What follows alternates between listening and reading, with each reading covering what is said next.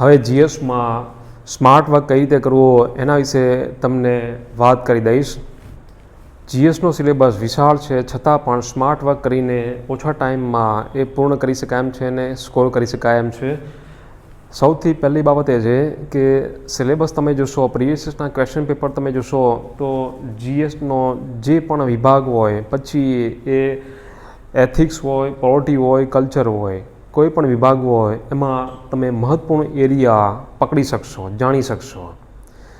મતલબ કે એવા વિભાગો જેમાંથી વારંવાર ક્વેશ્ચન પૂછાતા હોય.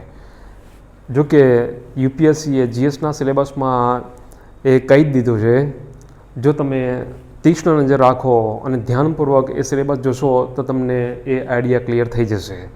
ખુદ યુપીએસસી સિલેબસમાં લખેલું જ હોય છે અને એના પરથી આપણને આઈડિયા મળી જતો હોય છે, અને એ જો વ્યવસ્થિત તૈયાર કરો તો તમારી સફળતાના ચાન્સ વધી જાય છે. એટલું જ નહીં, સ્કોર પણ થઈ શકે એમ છે. એક્ઝામ્પલથી જ તમને ખબર પડશે. જેમ કે યુપીએસસીએ પછી પ્રિલિમ હોય કે મેઇન્સ હોય, આ બધા સબ્જેક્ટ છે જ આને છોડીને, બરાબર. આ બધા જે સબ્જેક્ટ વિભાગો પ્રિલિમમાં પણ છે અને મેઇન્સમાં પણ છે જ, અને ઇન્ટરવ્યૂમાં પણ ક્વેશ્ચન પૂછાતા હોય છે. પણ સિલેબસ જોશો તો તમને ખબર પડી જશે. જેમ કે ફોર એક્ઝામ્પલ હિસ્ટ્રીની વાત કરીએ તો પ્રિલિમના સિલેબસમાં એ લખેલું છે, ઇવન મેઇન્સમાં પણ લખેલું છે જ, બરાબર, કે ફ્રીડમ સ્ટ્રગલ. બીજી રીતે કહીએ તો નેશનલ મૂવમેન્ટ, બરાબર. તો એ પ્રિલિમમાં પણ ક્વેશ્ચન એમાંથી વારંવાર પૂછાય છે. એટલું જ નહીં, વધારે સંખ્યામાં પૂછાય છે. મેઇન્સમાં પણ એમાંથી ક્વેશ્ચન પૂછાતા જ હોય છે, બરાબર. એ સિવાય એન્શન્ટ ઇન્ડિયા, મિડિવલ ઇન્ડિયા, તો એમાં યુપીએસસી સિલેબસમાં કહેલું છે એ પ્રમાણે તમે ફોલો કરશો, રીડ કરશો તો તમને વધારે માર્ક્સ મળી શકે એમ છે. એટલું જ નહીં, ઓછા ટાઈમમાં પ્રિપેર થઈ જશે.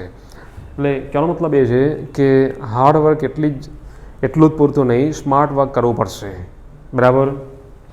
હવે તૈયારીની યોગ્ય પદ્ધતિ શું હોવી જોઈએ? જો તમે સિલેબસ જોશો, અને યુપીએસસીએ પણ કહેલું જ છે, આ બધું ઇન્ટરલિંકિંગ છે. કોઈ પણ સબ્જેક્ટ, કોઈ પણ વિદ્યાની શાખા તદ્દન અલગ ના હોઈ શકે. બધું ઇન્ટરલિંકિંગ છે, અને છેલ્લા 3-4 વર્ષથી આવા ક્વેશ્ચનની સંખ્યા વધી રહી છે. એટલું જ નહીં, ખાસ કરીને મેઇન્સમાં આન્સર રાઇટિંગમાં જો તમે ઇન્ટરલિંકિંગ કરી શકો તો એ વધારે બેનિફિટ થશે તમને. આ એક્ઝામ્પલથી સમજાવવાનો પ્રયત્ન છે. આશા છે કે તમને સારી રીતે સમજાઈ જશે. હવે જીએસની તૈયારી શરૂ કરવી તો ઘણા કેન્ડિડેટ આડેધડ તૈયારી શરૂ કરે છે. મતલબ આડેધડ એનસીઆરટી વાંચશે, આડેધડ સબ્જેક્ટ લઈ લેશે. તૈયારીની એક યોગ્ય દિશા હોવી જોઈએ, એક યોગ્ય ક્રમ હોવો જોઈએ, કેમ કે સબ્જેક્ટ ઇન્ટરલિંકિંગ છે. મારા મત મુજબ, હું બીજાની વાત નહીં કરતો, પણ અમારા અનુભવથી અમને એવું લાગે છે, એ જ કહી રહ્યો છું. મારા મત મુજબ હું વાત કરું તો સૌથી પહેલાં તમારે હિસ્ટ્રીની પ્રિપરેશન ચાલુ કરી દેવી જોઈએ. એની સાથે મતલબ કે હિસ્ટ્રી સાથે આ બધું લિંક થયેલું છે. આ બધા વિભાગો, જીએસના વિભાગો એ ઇન્ટરલિંકિંગ છે.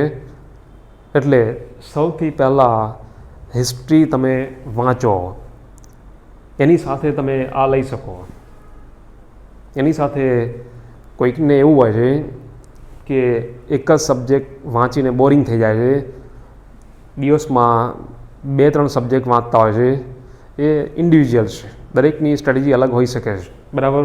પણ એક સલાહ છે કે સૌથી પહેલાં હિસ્ટ્રી લો, અને એમાં પણ યોગ્ય ક્રમ હોય, કઈ રીતે રીડિંગ કરવું, એની સ્ટ્રેટેજી કઈ હોઈ શકે એ પછીના વિડીયો લેક્ચરમાં વાત કરશું.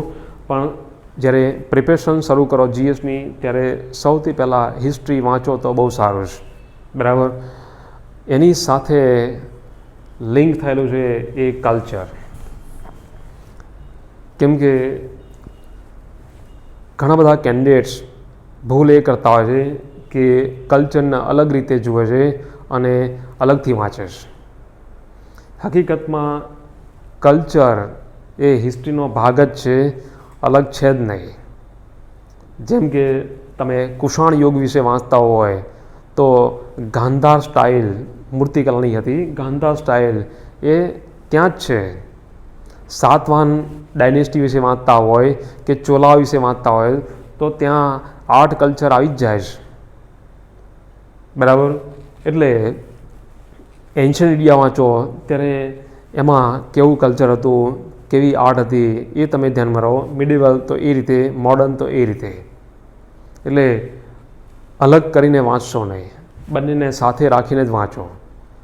એટલું જ નહીં, આઈઆર પણ કનેક્ટેડ છે. આ થોડું તમને અલગ લાગશે, સમજવું ડિફિકલ્ટ થશે, પણ હકીકતમાં ઇન્ટરનેશનલ રિલેશન એ જે ટૉપિક છે આમ તો મોસ્ટલી એ કરંટ બેઝડ જ છે.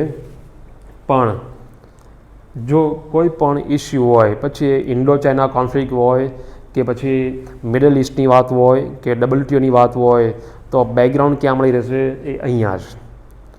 નાટોનો કોઈ ઇસ્યુ થયો હોય, કોલ્ડ વોર અત્યારે છે કે નહીં, કે નવા પ્રકારની કોલ્ડ વોર શરૂ થઈ છે, તો બેકગ્રાઉન્ડ ક્યાં છે?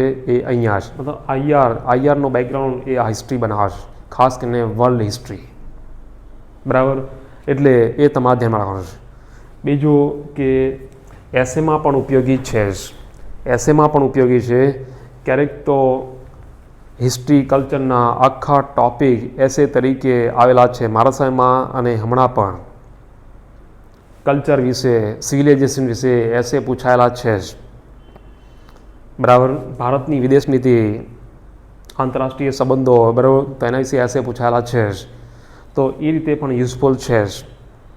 એટલું જ નહીં, સોશિયલ ઇસ્યુ, સોશિયલ જસ્ટિસ એ આપણા સિલેબસમાં છે જ, મેઇન્સમાં, પ્રિલિમમાં. તો એમાં પણ યુઝફુલ થઈ શકે એમ છે જ.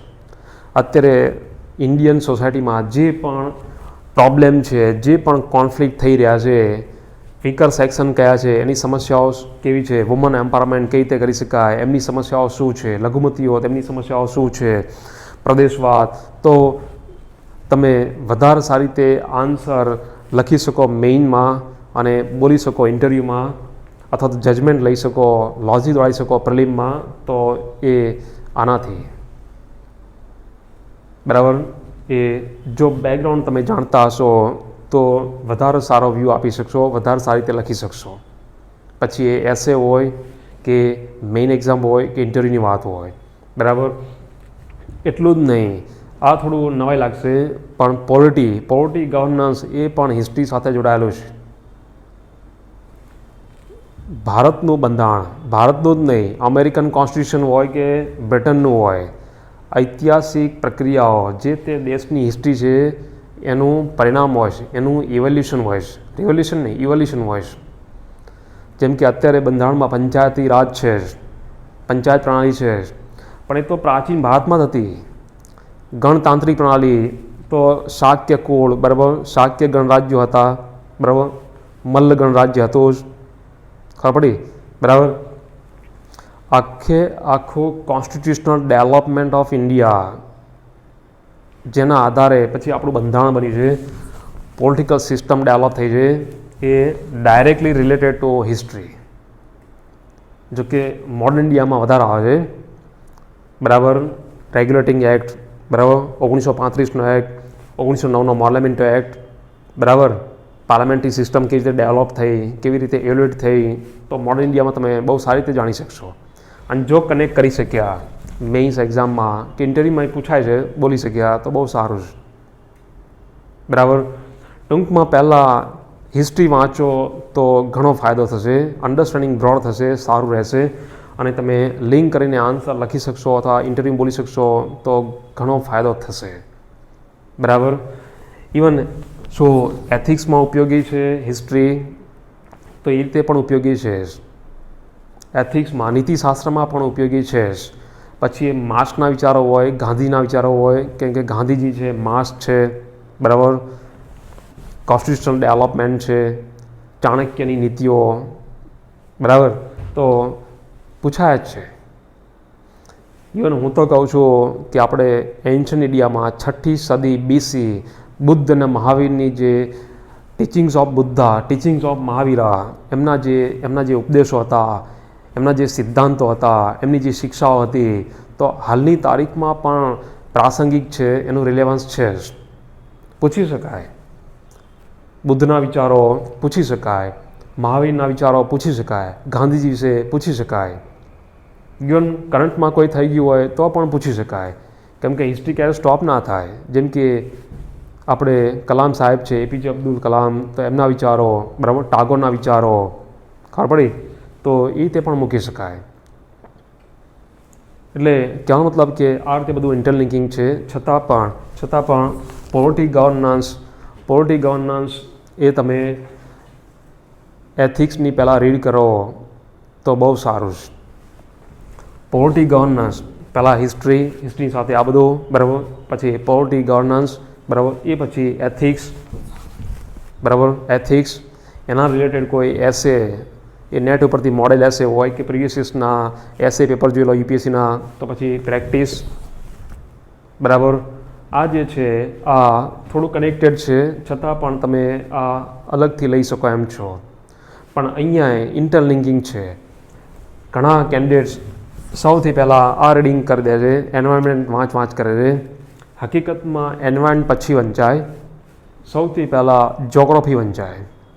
સૌથી પહેલાં જોગ્રાફી વાંચવાનું, એ પછી જ તમારે એન્વાયરમેન્ટ કે બાયોડાયવર્સિટી બરાબર એના પર જવાનું છે. તો જ વધારે અન્ડરસ્ટેન્ડિંગ થશે અને ક્લિયર અન્ડરસ્ટેન્ડિંગ થશે. આ વાંચ્યા પછી, જોગ્રાફી વાંચ્યા પછી તમે ઇકોનોમી પ્રિપેર કરો તો બહુ સારું છે.